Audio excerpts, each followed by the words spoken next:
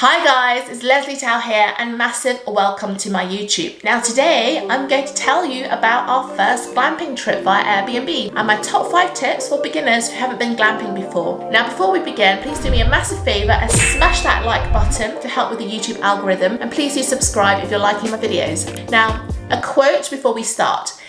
Glamping is likely to satisfy any city slicker seeking a little refuge in nature without foregoing any of life's luxuries. This is a quote that's taken from Lexico. So we've just had our first glamping experience, and for those of you who don't know what glamping is, it stands for glamorous camping and is a luxury form of camping.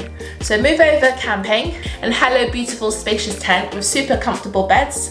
We had fresh linen, an eco-friendly toilet and functional toilet with freshly brewed coffee every morning. Now guys, I've included lots of pictures of our glamping trip so you can, and also video, so you can have a look around and see what it was like for yourself.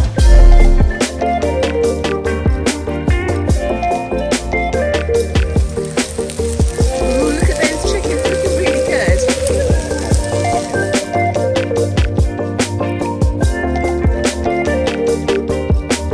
This is the living room. This place hasn't been cleaned yet, but this is exactly the same as our glamping tent. You've got these bunk beds and you've got your eating area, you've got your kitchen area, and this bit's really cool. So you think that it's just a cubby hole, but there's actually a double bed at the top here, and down here is pretty cool. They've actually put an extra bed down here, which is interesting because in our one it's like a kiddies play area. That's interesting. So there's a king size bed in this one, and here you've got the bathroom. We've got another set of bunk beds here. You've got your sort of a little kitchen area with all your drinks, and they've given you some quite nice cups, to be honest, and there's a fridge here. So this is what the inside looks like. But I wanted to give you a bit of a background. So we went as a family of 9. In that number includes 2 pugs, my pugs Salt and Pepper. So we actually wanted to have a countryside break and get away from the hustle and bustle of living in a busy city. We live in Cambridge in the UK. We've actually never been away with our 2 pugs, Salt and Pepper.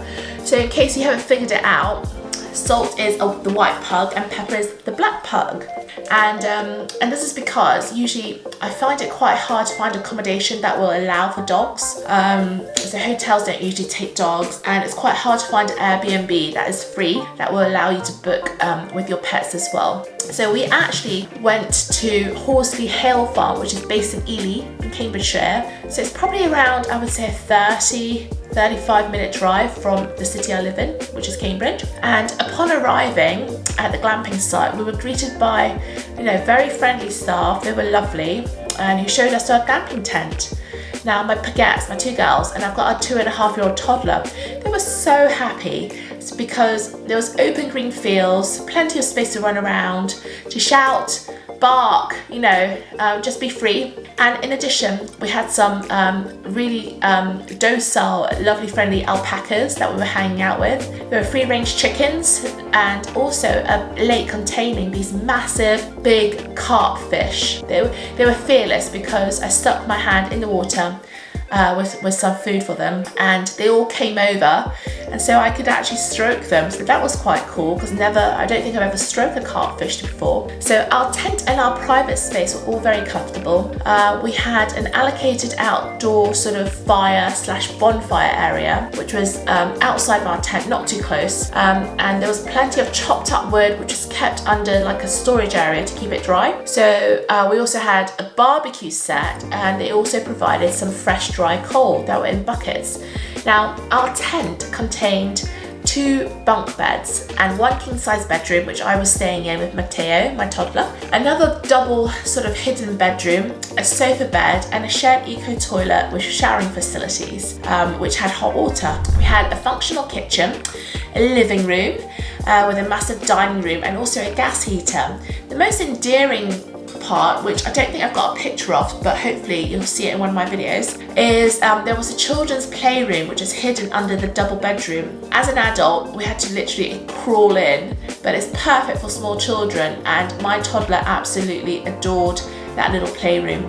We set all his toys up and he was playing there very happily. Now, something that the glamping site didn't really have was great Wi-Fi. They kept it quite bare, so the focus is on nature and doing things non-internet related, so sorry, a bit of editing needed there. So non-internet related activities with the family. For example, playing board games, card games, or just reading a good book. We did have electricity, so they had, every room had its own little reading light, and we had 2 electric plug terminals. And I even managed to get a work Zoom call in with some investors that I couldn't actually reschedule. And that's because the glamping operators could hotspot me with a mobile device, and it worked quite well. So I would definitely recommend giving glamping a try and getting back in touch with nature, guys, all right? So my top 5 tips for glamping beginners are, number 1, firstly, do your research and book a glamping site you and your family would like to spend time in, as all the locations are a little bit different. So this includes looking at past reviews, the pictures, what sort of activities, are available for you and your family. For example, some sites offer fruit picking, depending on the season, local arts and crafts, animal visits, biking, trekking, etc. My second tip is try it for 1 or 2 nights, so the site, before committing to an extended stay. At the moment, we're approaching Christmas, so you probably want to see how warm the place is or not, or if it's not weather appropriate at the moment, to do it a little bit later on when the weather's better. So you just want to ensure that you and your family would be able to spend a more extended period of time there. Tip number 3 is book ahead, as weekends and school holidays will most likely be booked up. Tip number 4, talk to the glamping operators, because they will tell you what you need to bring. So in our glamping tent, we actually had a fridge freezer, so we brought our own food supplies for cooking and a barbecue. But some glamping sites also, they actually provide breakfast and even high tea in some more posh places.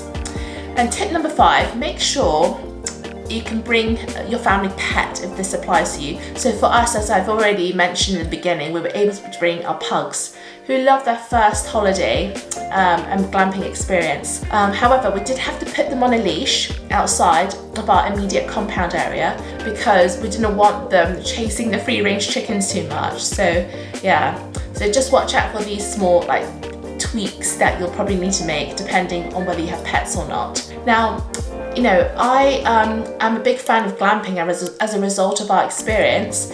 If you think that you want me to have a look and try and find some more places to recommend, if you've enjoyed this video, let me know, because that would be something which I would quite like doing as well, because I get to take my family along and then I'll do a review on the place, so that's really cool. So wishing you guys a lovely week, and it was so nice to see you all again. Okay, lots of love, bye.